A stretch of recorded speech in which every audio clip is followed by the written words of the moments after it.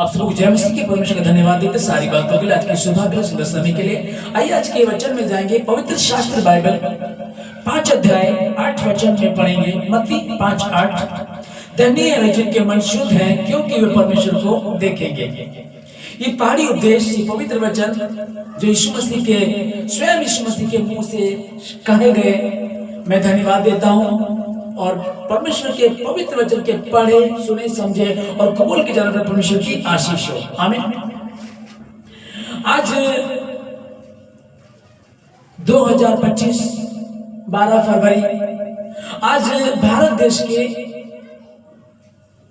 आदरणीय संत रविदास जी का जन्मदिन है, जो बहुत ही ऊंची कोटि के संत रहे हैं। उनका 648वां जन्म दिवस है आज। तो आज बच्चों की छुट्टी है, फिर मुझे लगा क्यों ना हम अपनी कलीसिया से बात करें कि जो आदरणीय संत तो रविदास जी हैं, उन्होंने कुछ शब्दों को कहा था। उनके जो वचन थे, एक वचन को मुझे याद आता कई बार, उन्होंने कहा था, मन चंगा तो कठौती में गंगा। अभी समझिएगा कि उन्होंने अपने लोगों को बताया कि मन चंगा तो कठौती में गंगा। क्योंकि भारत देश में जिस जगह पे, जिस भूमि पर हम रहते हैं, वहाँ अधिकतर क्या होता है कि ईश्वर को लोग ढूंढते हैं और ढूंढने के बहुत सारे तरीके उन्होंने खोजे हैं। पता कि जैसे उनको बता दिया गया कि वो एक समय आता, अपनी धन संपत्ति छोड़ देते हैं, प्रॉपर्टी छोड़ देते हैं, अपने परिवार को, पत्नी को, बच्चों को छोड़ करके वो जंगलों में, पहाड़ों पर निकल जाते हैं, सिर्फ इस खोज में कि वो परमेश्वर को पाले। लेकिन जो आदरणीय हमारे रविदास जी हैं, उन्होंने क्या कहा, यहाँ वो कहते हैं कि मन चंगा तो कठौती में गंगा। आप ईश्वर को कहाँ ढूंढने जा रहे, वो कहीं नहीं मिलेगा। यदि आपका मन चंगा तो आपको वहीं मिल जाएगा। और यीशु मसीह ने आज से 2025 साल पहले जो ये शब्द यहाँ लिखे हुए हैं, इसमें लिखा है कि धन्य है वे जिनके मन शुद्ध हैं। यहाँ परमेश्वर ने, प्रभु यीशु मसीह ने मन शुद्धता की बात कही है। और जो आदरणीय रविदास जी हैं, उन्होंने भी इसी बात को कहा कि मन चंगा तो कठौती में गंगा। अब इसको समझेंगे कि मन चंगा तो कठौती में गंगा, इसका मतलब कि इसकी डेफिनेशन क्या है, इसकी डिटेल क्या है। अभी अगर हम बाइबल में मत्ती 15 का 19 और 20 को पढ़े तो वहां लिखा है, क्योंकि बुरे विचार, हत्या, पर स्त्री गमन, वह विचार, चोरी, झूठी गवाही देना और निंदा मन ही से निकलती हैं। ये ही है जो मनुष्य को अशुद्ध करती है, परंतु हाथ बिना धोए भोजन करना मनुष्य को अशुद्ध नहीं करता। अभी प्रभु यीशु मसीह एक जगह खाना खाने लगे तो वहां के लोग जो थे, फरीसी, सदूकी, जो विद्वान अपने आप को मानते थे, समझते थे ज्यादा, वो लोग चेलों को बोलने लगे कि तुम्हारा गुरु हाथ पांव धोए बिना ही भोजन करता है। क्योंकि उनकी रीति थी कि जब वो यहूदी लोग खाना खाते थे तो पहले हाथ और पैर धोया करते थे।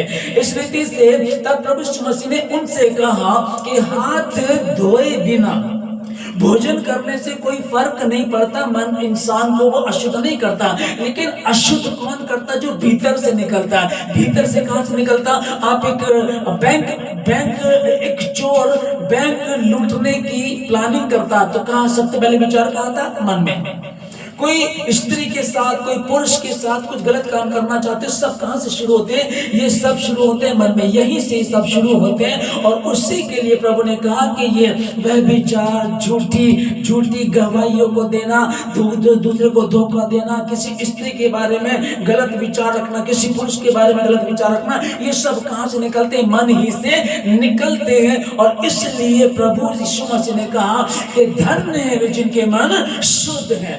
अशुद्धता मन में होती, बाहर नहीं होती। और यह जो मन चंगा कठौती में गंगा, आदरणीय रविदास जी ने इन शब्दों को कहा, इसको समझिएगा।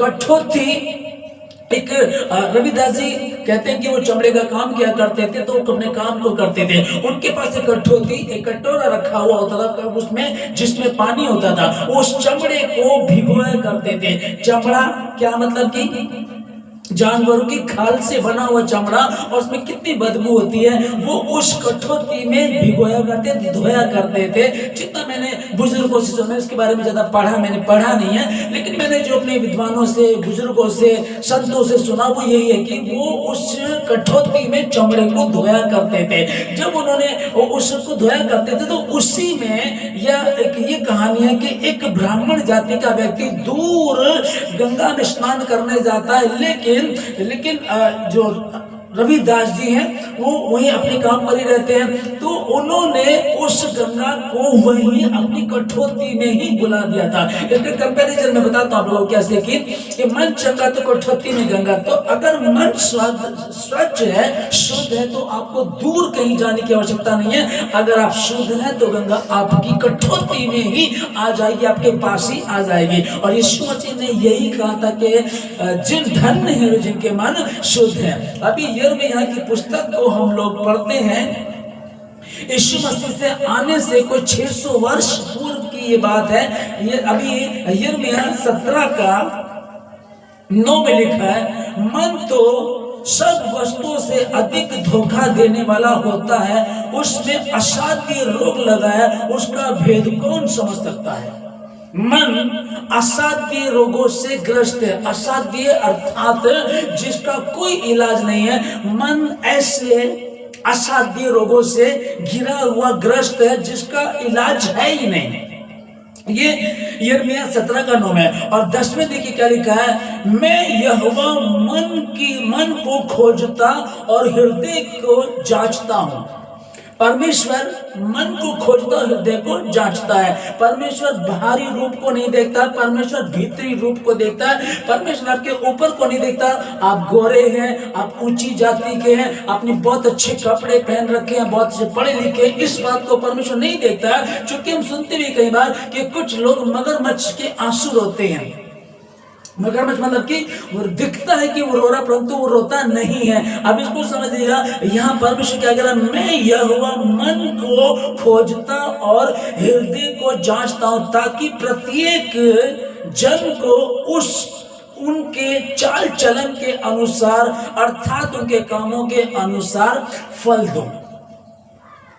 तो यदि हम जो मसीह की मानने वाले लोग हैं, जो हम खुदावंद यीशु मसीह को जाना है, उनको मानते हैं, उनके पीछे चलते हैं, और अगर हमको कुछ चाहिए, तो अगर हम कुछ शुद्ध करना चाहते हैं, तो सबसे मेन यही है जो प्रभु यीशु मसीह ने 2025 साल पहले पहाड़ी उपदेश दिया। वहां जो उन्होंने कहा था, उन्होंने क्या बोला था, क्या उन्होंने कहा, धन्य है वे जिनके मन शुद्ध है। तो हमको मन ही को शुद्ध करना है। और मन असाध्य रोगों से ग्रस्त है, वो ला इलाज है, उसका इलाज कहीं है नहीं, तो हम कहां जाएंगे। हमें उसी यीशु मसीह के पास आना है, जिसने कहा था कि उसने जगत से ऐसा प्रेम रखा कि उसने अपना इकलौता बेटा यीशु मसीह दे दिया, ताकि जो कोई उस पर विश्वास करे वह नाश ना हो।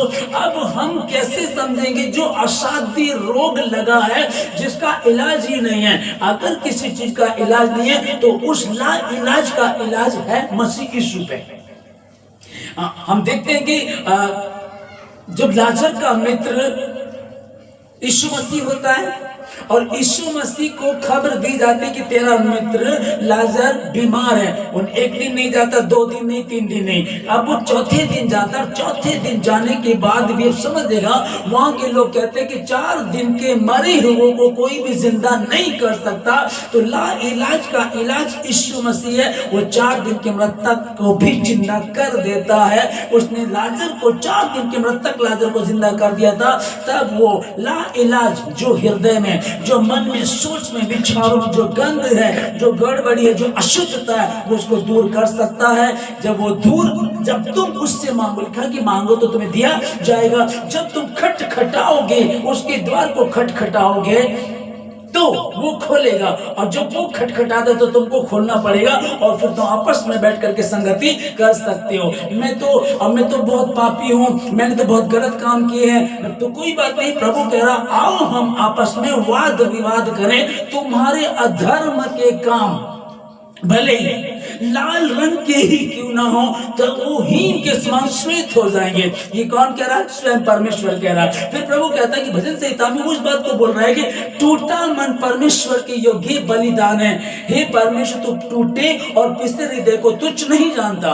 तो इतनी बड़ी बातें जो उसने कही है, और फिर वही कह रहा है कि धन्य है वो जिनके मन शुद्ध है। तो वो कह रहा है कि जिनके मन शुद्ध है, फिर वो कह रहा है कि एक भी धर्मी नहीं है, सबने पाप किया है और पाप की मजदूरी मृत्यु है। परंतु परमेश्वर का वरदान हमारे मसीह यीशु में अनंत जीवन है। इसलिए अनंत जीवन हमारे मसीह यीशु में अनंत जीवन है। तो जो परमेश्वर को देखना चाहते हैं, मन चंगा तो कठौती में गंगा, जो परमेश्वर को देखना चाहते, धन्य है जिनके मन शुद्ध है, मन असाध्य रोगों से ग्रस्त है।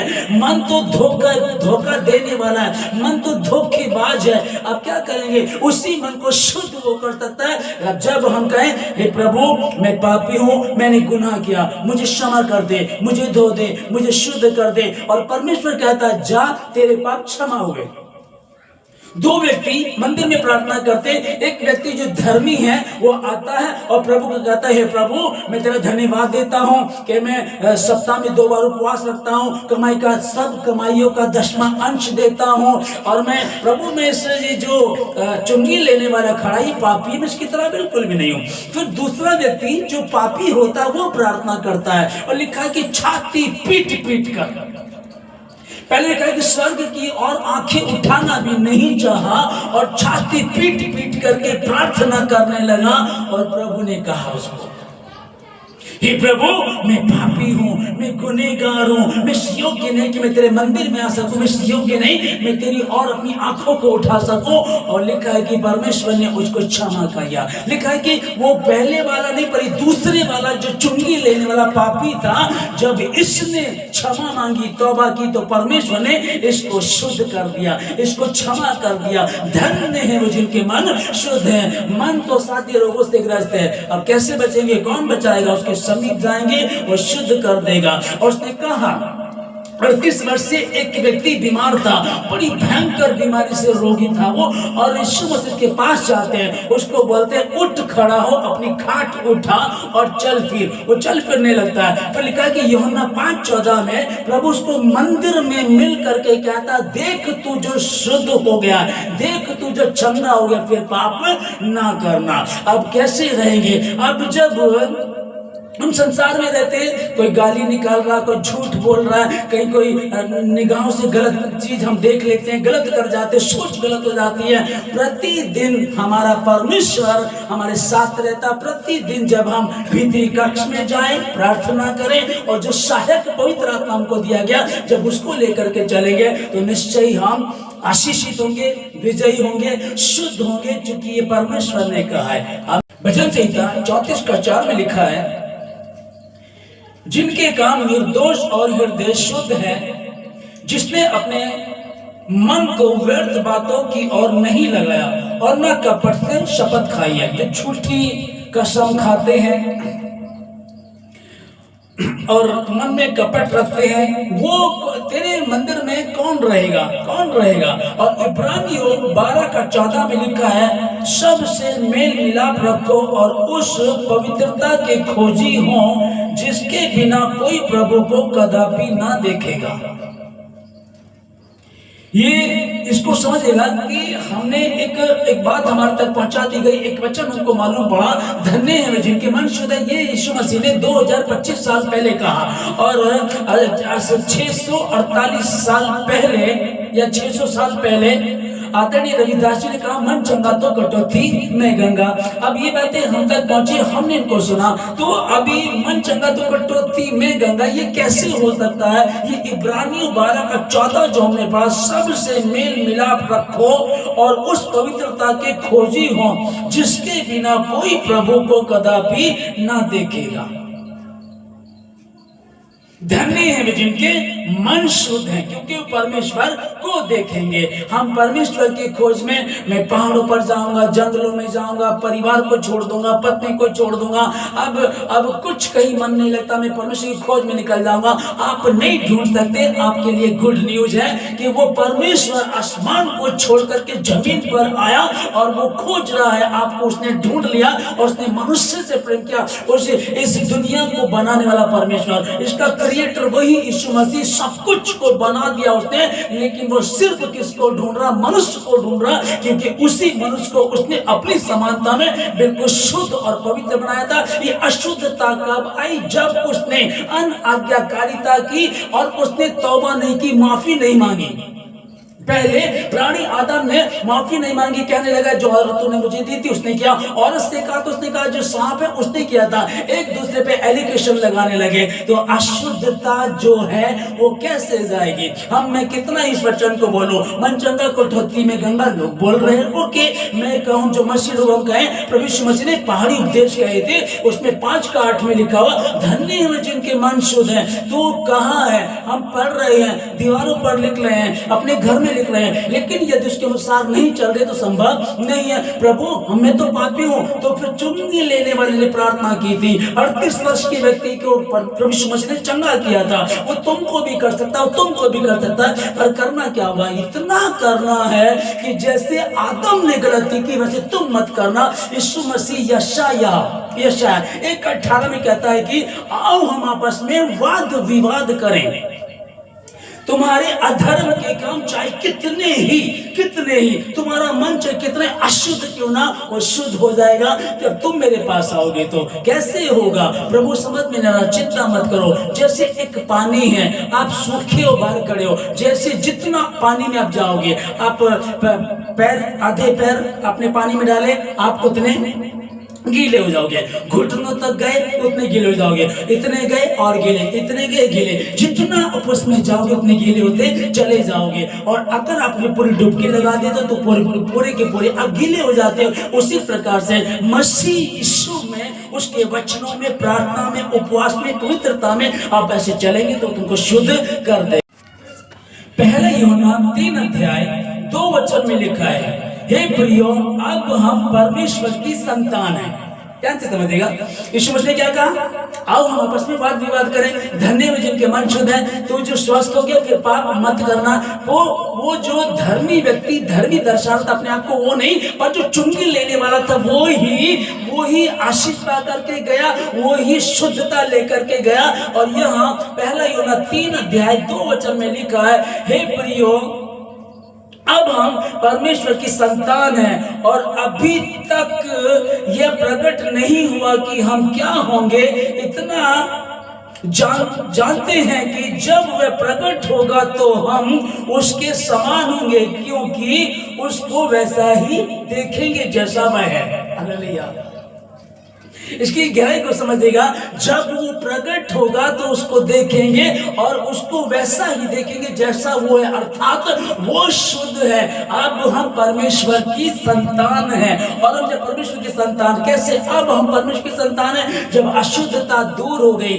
दूर किसने की? यीशु मसीह ने। लेकिन कराने वाले कौन है? आप और मैं। जब तक हम नहीं मांगेंगे तब तक नहीं मिलेगा, जब तक नहीं खोजेंगे तब तक नहीं होगा। और खोजना पहाड़ों पर नहीं है, खोजना जंगलों में नहीं है, खोजना कहाँ है? इसी पवित्र शास्त्र बाइबल में। और उसका नाम उनके माथों पर यहाँ लिखा हुआ। हालेलुया। कि जो परमेश्वर के नहीं है उनके माथे पर शैतान का चिन्ह 666 ये होगा। लेकिन जो परमेश्वर के लोग हैं, जो शुद्ध हैं, उनके माथे पर। और जो हमने यहाँ अभी पहला यूहन्ना 3:2 पढ़ा, उसमें स्पष्ट रीति से कि अब हम परमेश्वर की संतान हैं। मैं पाप में पैदा हुआ, पाप में जन्मा, पाप में पलता रहा, पाप करता रहा, अशुद्धता में था। लेकिन जिस दिन मैंने यीशु मसीह के शब्दों को सुना और मैंने कहा प्रभु मैं तेरे अनुसार चलूंगा, मैं तेरे अनुसार चलूंगी, जब हमने कहा तो अब हम परमेश्वर की संतान हो गए हैं। और प्रकाशित वाक्य 4 में वे उसका मुंह देखेंगे और उसका नाम उनके माथे पर लिखा हुआ होगा। उसका अर्थात यीशु नासरी का, उस उद्धारकर्ता का, वो जो मेरे पापों को जिसने अपने ऊपर ले लिया, जो सजा मुझे मिलनी थी वो उसने ली। ये किसने किया? उसी शुद्ध व्यक्ति ने। शुद्ध कौन कर सकता है? एक आपको अगर आप पढ़ना चाहते हैं, अगर आप गणित की पढ़ाई करना चाहते हैं तो आप किसके पास जाएंगे? गणित के टीचर के पास जाएंगे। यदि आप तैरना सीखना चाहते हैं तो आप किसके पास जाएंगे? जिसको तैरना आता हो ना। आप अब किसी भी चीज लीजिए कि आप ड्राइविंग सीखना चाहते हैं तो किसके पास जो एक्सपर्ट होंगे? आप क्रिकेट सीखना चाहते हैं तो आप क्या चुनाव करेंगे? किससे सीखेंगे? मैं कहने लगूं आपको कि सचिन तेंदुलकर से है या कोई लोकल है, किससे? सीधे सीधे आपके दिमाग में कौन सा नाम आएगा? सचिन तेंदुलकर से। तो वैसे ही जो शुद्ध है, जिसको आता है, जिसके पास है, वही दे सकता है। और यीशु मसीह ने कहा, जो मेरे पास आते मैं उनको बिल्कुल भी नहीं निकालूंगा। और जितनों ने उस पर विश्वास किया, उस यीशु मसीह पर विश्वास किया, उस यीशु मसीह ने उन सबों को परमेश्वर की संतान होने का अधिकार दिया, अर्थात उन्हें जो उसके नाम पर विश्वास करते हैं। धन्य है वो जिनके मन शुद्ध है। और इसके विषय में सबसे पहले शब्द मत्ती 4:17 में प्रभु यीशु मसीह ने जब सबसे पहले प्रचार करना शुरू किया तो यीशु मसीह ने कहा, मन फिराओ क्योंकि स्वर्ग का राज्य निकट आया है। धन्य है वो जिनके मन शुद्ध है। मन चंगा तो कठोती में गंगा। इसको समझिएगा। मैं धन्यवाद देता हूँ परमेश्वर सारी बातों के लिए। और आदरणीय रविदास जी जो हमारे भारत देश के बहुत ही ऊंची कोटि के संत थे, उनका जो जन्मदिन है 648वां जन्मदिन आज है। 600 वर्ष पूर्व इन्होंने इस बात को कहा। और यीशु मसीह ने 2025 साल पहले इस मन के विषय में कहा था। सबसे पहले शब्द कौन से? मन फिराओ क्योंकि स्वर्ग का राज्य निकट आया। पहाड़ी उपदेश जो है, पहाड़ी पर बैठ करके अपने चेलों को सिखा रहे, धन्य हो जिनके मन शुद्ध है। और जिनके मन शुद्ध है वो परमेश्वर को देखेंगे और कोई अशांति, कोई गड़बड़ी आपका कुछ ना बिगाड़ सकेगी। इस समय के लिए मैं धन्यवाद देता हूँ सारी बातों के लिए। प्रार्थना करता हूँ सबों के लिए जितने समय सुन रहे हैं, भवन में, भवन के आसपास जितने ऑनलाइन सुन रहे हैं, आपको यीशु मसीह के नाम में आपके लिए प्रार्थना करता हूं कि ध्यान रखिएगा कि सबसे मेल मिलाप रखें। छोटी जाति, बड़ी जाति, ये गोरा, ये काला, ये अमीर, ये गरीब, जब नहीं लिखा सबसे मेल मिलाप रखे। और जिसके बिना कोई पिता परमेश्वर को नहीं देख सकता। यदि परमेश्वर को देखना चाहते हैं तो मन को शुद्ध करना है। एक बच्चे की तरह, एक बच्चे के समान यीशु मसीह के समीप आता है। मैं धन्यवाद देता हूँ। प्रार्थना करता हूँ सब लोगों के लिए कि प्रार्थना करें परमेश्वर से, और उस धनी व्यक्ति की तरह नहीं, पर उस चुंगी लेने वाले व्यक्ति की तरह बैठे प्रार्थना करें, ताकि प्रभु कहे मैंने तेरी प्रार्थना सुन ली और तुम्हें आशीष दे सके। धन्यवाद देते सारी बातों के लिए। धन्यवाद पिता सारी बातों के लिए। धन्यवाद के साथ सारी आदर भी आपको देकर प्रार्थना मसीह यीशु के नाम से मांगते हैं। आमीन।